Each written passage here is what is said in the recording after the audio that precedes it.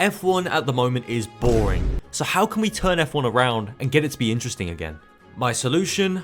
Randomize the grid. And my god did this work. We had 3 drivers fighting for the title, separated by 11 points at the final race. And so I highly recommend sticking around. This title fight was insane. And subscribe if you go on to enjoy this video, it would really mean a lot. And join the Discord if you want to join some like-minded F1 fans. But without further ado, let's find out who's driving where. So we've got every driver on the F1 Manager database here, that's 34 drivers, all fighting for just 20 seats. It's a mix of reserves, the current 20 in real life, and a few junior drivers. So we'll spin the wheel with all the drivers on it, and then when that's done, we'll move on to a separate wheel that has all the teams on it. Alright, let's do this. So our first driver to be picked is Franco Colapinto, and he is going to be heading to Red Bull. He almost went back into the Williams seat as well. Next up is Lance Stroll, and he's going to be returning to his first team at Williams instead of Colapinto. Our third driver would be a big one, as Lewis Hamilton was next, and he would be heading off to Sauber. I actually guessed this before it happened, but the screen recording I did didn't capture my audio. My source is that I made it the fuck up. Next up would be Amaury Cordial, and his team was going to be VCarb. Our fifth driver would be Felipe Drugovich, and he was going to be heading to Mercedes. The sixth driver on our grid would be Roman Stanek, and his team would be Sauber, and just like that, we have our first completed team. Next up, by the slimmest of margins, Stoffel Vandoorne would be returning to F1, and where would he be moving to? Well, Aston Martin. The eighth driver would not be Carlos Sainz, and instead it went to Juan Manuel Correa, and his team? Well, another close call meant that he would be joining Haas. I guess the American was always going to end up at the American team. We're almost halfway through now, and our ninth driver would be Alex Albon, and he would be returning to VCarb, the team where it all started, forming our second completed team. Now, number 10. This time around, the driver would be Rafael Villagomez, and he was going to Ferrari. So that's the halfway point. We've got 2 teams finished, and we're still yet to see anyone at McLaren or Alpine. So let's see who's joining the grid as our 11th driver. From one Mexican to another, our next driver would be Sergio Perez, and his new team was going to be Williams. Our 12th driver would be another Spanish speaker, Pepe Marti, and his team would be Alpine as they get their first driver. 13th driver on our grid was to be Frederic Vesti, and he would end up at Mercedes. I guess this is the way to get promoted to the main team. And with that, another team has been completed. Our 14th driver picked would be Jack Crawford, and he was headed to Red Bull to complete that team of rookies. And then in 15th, it landed on Sophia Flörsch, who would be going to Haas, completing that team. We've only got a few picks left, and the 16th driver to be added would be Liam Lawson, and his destination would be Ferrari. So we've only got 3 teams left to be completed, and next up to be selected would be Zach O'Sullivan, and he would be moving to McLaren. So they've finally got their first driver, and it's only taken them 17 spins. So let's see who's coming in at 18th. Hajar would be selected next, and his destination would be Alpine. I feel for him, honestly, even if he's going to feel right at home. There's 2 places left on the grid now, and by a very slim margin, Russell gets the call over Daniel Ricciardo, and his team would be Aston Martin. And so that leaves us with McLaren as the final team to receive both of their drivers. And our 20th pick would be Pato Award, and obviously we've got to spin it one more time to see where he goes, and it's McLaren, another junior driver ending up at his real parent team. So there's our grid. Notable exceptions are Piastri, Verstappen, Norris, Alonso, and a ton more. Maybe we went a bit overkill on the amount of non-F1 drivers, but this is a fully randomized grid, so what can I say? All that's left to do now is see how they did over the course of a season. Trust me, it gets wild. The first race would be held in Australia, and what a cursed result we start off with. George Russell would take a debut win for Aston Martin, and it was actually a 1-2 with Vandoorne finishing 18 seconds back. Pretty impressive for a guy who's been out of the sport for over half a decade. Rounding off the podium would be Lewis Hamilton, and we've got 7 different teams in the top 10. Oh yeah, and take a look at Colapinto. He qualified on pole, yet finished 9th. Clearly that Aston was incredible at this race, kind of like the Bronze in 2009. As for the constructors, it's obviously Aston on top with Sauber 2nd and McLaren 3rd. Stroll gets a very good 5th for Williams, and they are 4th, and Ferrari were nowhere to be seen. Let's move on to race 2 at China. And from one race to another, the result was very different because it's Alex Albon who wins his first race in a VCarb ahead of Russell, with Lawson just behind him on the podium. Hamilton would start on pole but ended up finishing 4th, and so that means that in the driver standings, Russell continues to lead, but Albon is just 10 points behind and Hamilton is still 3rd. Vandoorne had a bad weekend and drops to 4th, and Lawson comes up through the grid thanks to his podium finish, with Award also entering the top 10. Albon's 33 points are carrying the VCARB team, who are now second, and Hamilton is also being forced to carry Sauber with Stanek out of the points. But they cannot challenge the Aston Martins because Russell's points haul and Van Dorn's help keep them ahead. If you're confused about what the results have been so far, I'll let you in on something. We randomised the grid, but made the cars equal, so it's all about the drivers. We also made it so the teams can't develop their cars, so it's all about the skill of the pilots. If you wanted us to randomise literally everything, then it would have led to probably a pretty boring year. That's what I think, at least. I think this is much better, and you will go on to see this as the season progresses. But now, let's move to Japan. Hamilton would grab his second pole of the season here, but Albon would once again be our victor as he beat out Hamilbob by a 0.6 of a second at the end. Russell fell down to 3rd and his teammate managed to get up to 4th from 11th on the grid. He was 30 seconds behind his teammate, but still, it's a great recovery, especially when Albon is looking racy in this VCARB. And his momentum in the last 2 races means that he takes the lead from Russell in the standings thanks to countback. Hamilton is keeping it consistent behind them, and the fight below 4th place consists of 5 different teams' drivers fighting it out. In the constructors, Aston continues to lead far out in front, and Albon is going to need some help from his teammate if he wants to catch them, and the same goes for Hamilton. Williams climb up to 5th in this one after a double points finish, and Mercedes drop down to 7th, with Haas and Alpine still yet to score a point. In Bahrain, we got a big result for the championship fight as it wouldn't be Albon or Russell on the top step, but Hamilton instead. I don't know what happened in this one, but there were a lot of surprise finishes here. First off, Hamilton in 1st despite not getting pole, Lawson in 2nd, Vesti in 3rd for his first points finish, and then Jack Crawford finishing above Colapinto despite starting 11 positions lower. Oh yeah, and Russell is nowhere to be seen. We can only assume he retired, but I really wish we could see race replays, you know? So in the driver standings, we have a new tie for the lead, and Albon continues to stay in 1st, but it's Hamilton who also has 70 points, behind him only on countback. Van Dorn actually closes up to his teammate, and Lawson is now a firm 5th in the championship, with Vesti joining the top 10 thanks to his podium, and Stroll moving up to 6th. Aston are now only 32 points ahead of VCARB and Sauber, who are also tied, and Ferrari and Williams are tied for 4th place. It's insanely close in the midfield, and Haas and Alpine are having their own little race at the back. Hopefully they can pick up a result at some point in the season, but their lineups really don't inspire much confidence. Traveling across the Middle East to Jeddah, we get a top 10 that is dominated by blue with a distinct lack of red. But this was a crazy result. It's expected for Russell to win, but then there's Albon in 2nd and a Mercedes 3-4.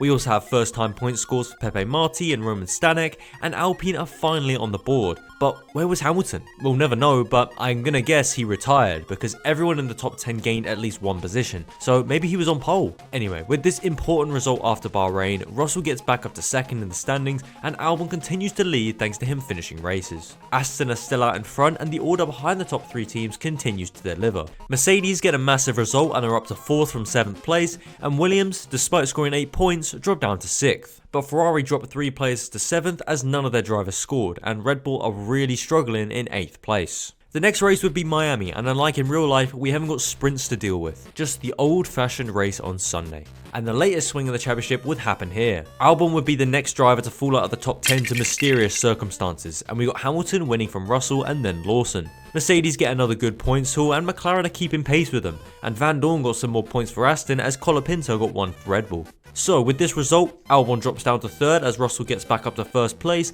and Hamilton is now only 6 points behind. Lawson jumps ahead of Van Dorn for 4th place, and the lead McLaren and Mercedes drivers are fighting hard for the honours of 6th best. In the constructors, it's going to be hard to catch Aston at the rate they're going, and Mercedes and McLaren are starting to close up to Sauber and VCARB because they only have one driver scoring for them. We start the European leg of the season in round 7 because we're at Imola, and please brace for this result. Pato O'Ward is a Grand Prix winner for the first time. What the fuck happened here? Let's start in qualifying because Colapinto would take his 2nd pole of the season before completely destroying his race and finishing 10th. Then Russell also has a meltdown from 2nd on the grid, and it's O'Ward and Hamilton who come home to capitalise. Albon is in 4th, but he finished behind Lawson, who gets another podium, and we have 8 different teams in this top 10. This is what F1 should look like. By coming 2nd as Russell was 8th, Hamilton gets back on top in the driver standings, and our top 3 all have 100 points or more. Lawson keeps picking up good consistent results but is bumped down to 5th place because O'Ward, who he's tied with, has a win now. And over in the constructors, everyone is still in the same order apart from McLaren, who go ahead of Mercedes thanks to their win, and it is close as ever. In fact, McLaren could even start challenging Sauber and VCARB because their drivers are only improving as the season goes on. In Monaco, qualifying is so important, but I guess F1 manager didn't fancy fancy playing by these rules, because just look at all the drivers that moved up and down the grid. It was Albon and Hamilton at the front, separated by less than a second at the line. But then it was Perez in the Williams, 40 seconds behind, who grabbed the final podium spot. Russell was all the way down in 6th after having a pretty mid qualifying, and it's a first double points finish of the season for Red Bull and Sauber. Maybe Stanek is improving. But over to the real standings, Hamilton stays at the top, Albon gets within 6 points of him, and Russell falls back down to 3rd. Lawson gets back on top of his 4th place battle with O'Ward, and Perez jumps up to 7th thanks to his podium finish. But McLaren missed out on what could have been a good points haul and are still 4th, and Mercedes not scoring means Ferrari and Williams behind close up to within 7 points. So we're now 1/3 of the way through the season, and it's incredibly close in both championships, wherever you look. So let's move into round 9, held in Spain. After his podium in Monaco, Perez would carry his momentum into Catalonia, where he'd actually grab pole. However, he wouldn't be able to take home the win, as Hamilton beat him to that honour just 2 tenths in front of him. But further down the top 10, we have more surprises. Stroll had a bad qualifying but recovered to 6th, O'Ward started at the very back and managed to get up to 7th, and Pepe Marti got points on home soil, while Sophia Flörsch grabbed her first point after gaining 9 positions. Very interesting top 10, so let's see what changes in the standings. Hamilton stays at the top with Albon 16 points behind him, and O'Ward gets back in front of Lawson in their own little battle. And in the Constructors, the gap is just 24 points between 1st and 2nd. If there's ever a time to overtake the Astons, it has to be now. As we travel across the pond to Canada, we got another big swing, because our points lead at Hamilton is nowhere to be seen. And what came out of this was Russell getting a crucial win, Perez qualifying 2nd and finishing there, and Albon coming home in 3rd after starting on pole. Red Bull would get another double points finish, and Stanek was in the top 10 again. But somehow, Hamilton continues to lead in the standings, as he is now just 1 point ahead of Albon in 2nd and 6 ahead of Russell. O'Ward is still 4th, but they have a new challenger in the mix because Perez is closing in. And the power of Perez in a midfield team has never been greater, with his and Stroll's points helping Williams move up to 4th in the standings, now only 32 points off of 2nd place. If they keep this good form up, it's very doable. Round 11 would see F1 return to Europe, and it was a welcome sight at the top for Russell, who dominantly won in this one from Albon and then Hamilton. He did this from 5th on the grid as well. Behind, Mercedes scored good points, Lawson didn't get any for Ferrari, and both of the Williams cars scored again. And this means that Russell leapfrogs Albon and Hamilton, with Lewis falling down to 3rd in the championship. They're separated by just 4 points now. O'Ward and Perez are having their own little Mexican scrap for P4 in the championship, but Lawson isn't far behind. In the Constructors, the order hasn't changed much, but there are now 6 teams in the double digits, and you know what I'm going to say, it's close as We have 3 British-ish drivers gunning for this title, and next up in the calendar was Silverstone. So, who was going to take victory? Well, Albon would grab pole position with Hamilton 2nd and Russell 4th, and it would end with Albon winning from pole, but Hamilton and Russell both dropped positions, with Lewis falling all the way down to 7th place. On the podium with Alex was Lawson and Perez, and we also had a first time point score for Juan Manuel Correa. What a comeback, eh? I know every result is an important one, but this one was a crucial one. Alex, the Thai driver, had beaten both of the British licensed drivers and retakes the lead in the championship. The top 6 are now all in triple digits, and Perez and O'Ward are going back and forth in their fight, with Lawson now 4 points behind Checo. In the Constructors, we have some change at the top. Despite Aston still leading, VCarb are now back in 2nd thanks to Alex's 25 points, with Williams closing in on Sauber in 3rd thanks to Stroll and Perez being a really good teammate pair. Wouldn't it be funny if Hamilton won the driver's title while his team was like 5th in the standings? Travelling back across the English Channel to Belgium, we had an insane result, and that's because in this one, Albon didn't score, Russell didn't score, and Hamilton didn't score. Yep, that's right, they were all out of the top 10. Who knows why, but take a look at this result. Perez took the win, Pato O'Ward was 2nd, and Van Dorn was 3rd. Mexican 1-2 and a Belgian podium at Spa? Crazy. Lower down the order, we had Colapinto higher than 10th place for once, and we even had another first time scorer as Villa Gomez managed to score Ferrari's first double points of the season. 3 different Mexicans in the top 10, for probably the first time in history. What a crazy result. And that means that Albon still leads the standings, but now Perez is just 39 points behind Hamilton in 3rd. He's going to need another fortunate result if he wants a chance at this title, but you never know. F1 Manager is pretty weird in these sims. But oh my god, it's happened. Williams are 3rd in the standings, now 4 points behind VCarb.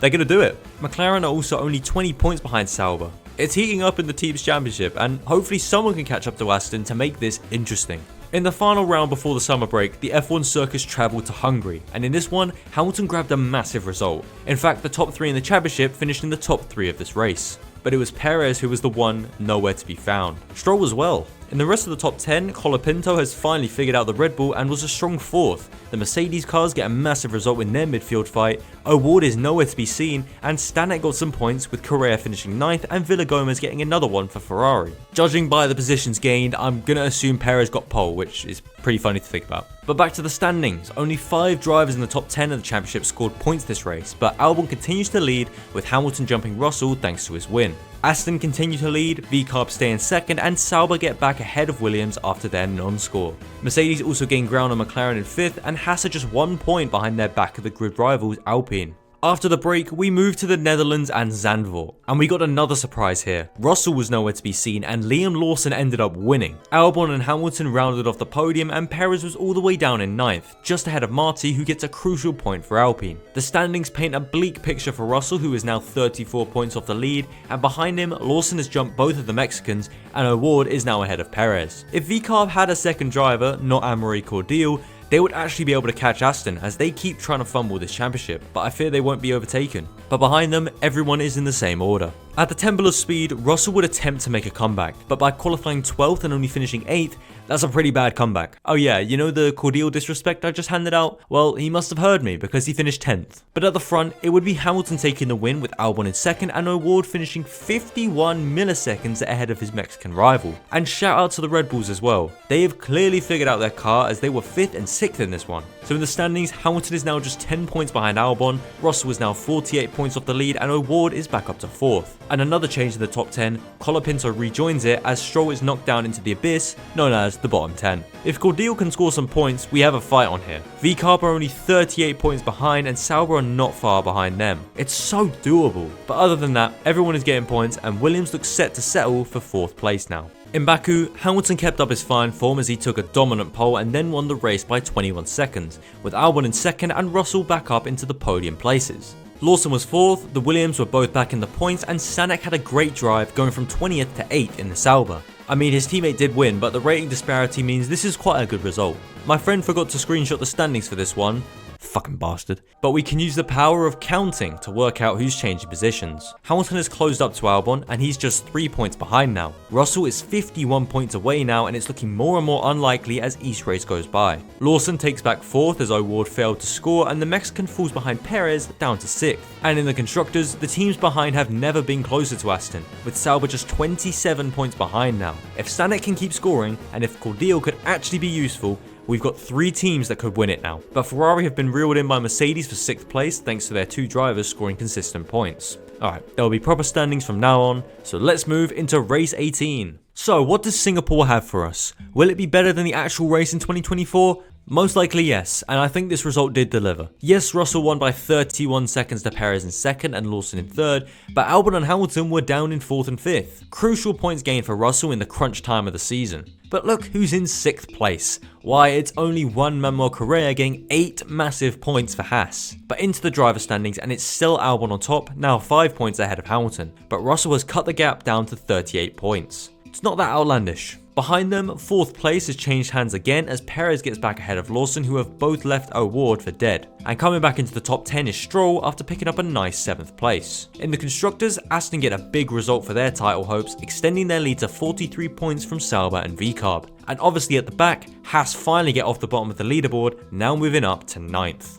We now move across the Pacific to the American leg of the season, and it starts in round 19 at Austin. After winning last race, Russell kept up the momentum, winning the United States Grand Prix by 30 seconds to Hamilton, who just about held off the high-flying Colapinto, who managed his first podium in this one. Williams were a strong 4th and 5th, and even Crawford got in on the act in 6th. But what happened to Albon? He started 5th and finished 8th. Not a good result for his championship at all. So what does it look like now? Well, for Albon, bad. But for Hamilton, good. He's now 9 points ahead of Alex and Russell is just 26 points off of the lead. Perez is almost at 200 points now and his teammate is now up to 9th in the championship as he and Colapinto knocked Drogovic down into the abyss. In the team standings, Aston look to be safe now and Williams are getting back on track, now just 11 points behind 3rd place VCarb. We've only got 5 races to go now and it's close as ever. And at round 20, we are in Mexico and it's another big one. Russell won again, Hamilton finished 2nd and Perez ended up in 6th after qualifying on pole at home. But shout out to Zach O'Sullivan, who got his first podium and has been carrying the team for a while, at least since O'Ward dropped off. But someone else who has dropped off was Albon. He even finished behind an Alpine in this one and qualified 9th. This downfall needs to be studied. Not only that, he let Rafael Villa-Gomez finish ahead of him with a faster lap as well. You can't tell me home advantage is that strong. So looking at the standings, Hamilton is still leading, but the gap is now at 19 points and closing by the week. Russell looks to be unstoppable at the moment, and Albon is falling further and further away from a title that he would have definitely deserved. I just can't understand why he's fallen off so bad. Not many drivers scored in the top 10, but Perez is now up to 200 points, which is a very good achievement for him. But in the team standings, apart from Aston running away with it, the fight for third and potentially second is really heating up. VCarb's points have dried up with Albon's bad form, and Williams will probably pass them at the next round. And at the back,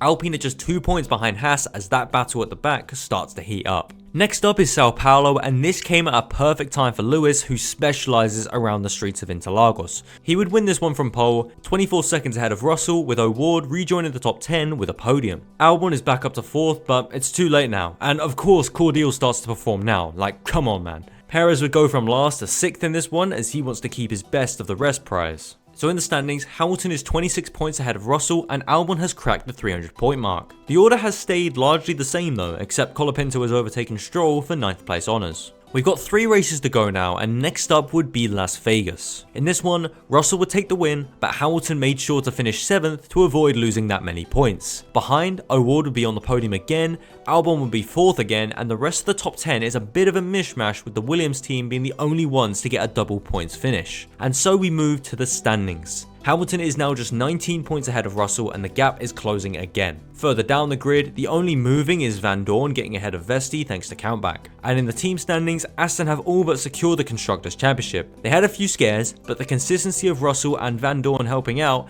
has definitely won them this. Williams are still 4th somehow despite the rough patch VCarb were going through, so let's see who takes home the championship in the final 2 rounds. We travel back to the Middle East in round 23 because we're in Qatar, but this season had one more swing up its sleeve, because how the hell has Albon won and where the hell is Hamilton? I'm thinking he had a Malaysia 2016 moment.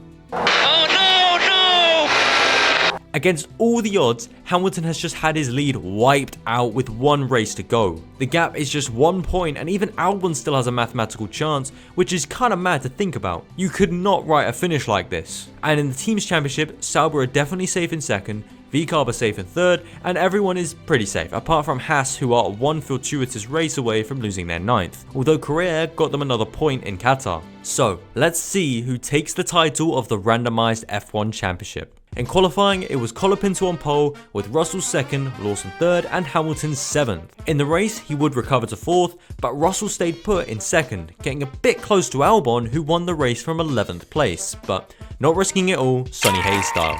Oh yeah, and Colapinto fell down to 10th from pole position again. So that's that. Russell is our champion by virtue of 5 points. Albon had a really good finish to the year and ended at only 11 points off the title, and in the end, Lawson would pit Perez at the end to take the coveted 4th place trophy. These are the final positions of the top 10, and here is the bottom 10. I know you haven't seen any of these guys. Disappointing for Hadjar not to even get a single point, as Sophia Flörsch, who is like 58 rated, actually did get one. About the constructors, here is what it looks like. There weren't any big shocks at the end here, I can't lie. So that was what happened when I randomized the F1 grid. But what if I randomize the point system every season? Well, I haven't made that video yet, but for now, check out what happened when I made it so last place got maximum points.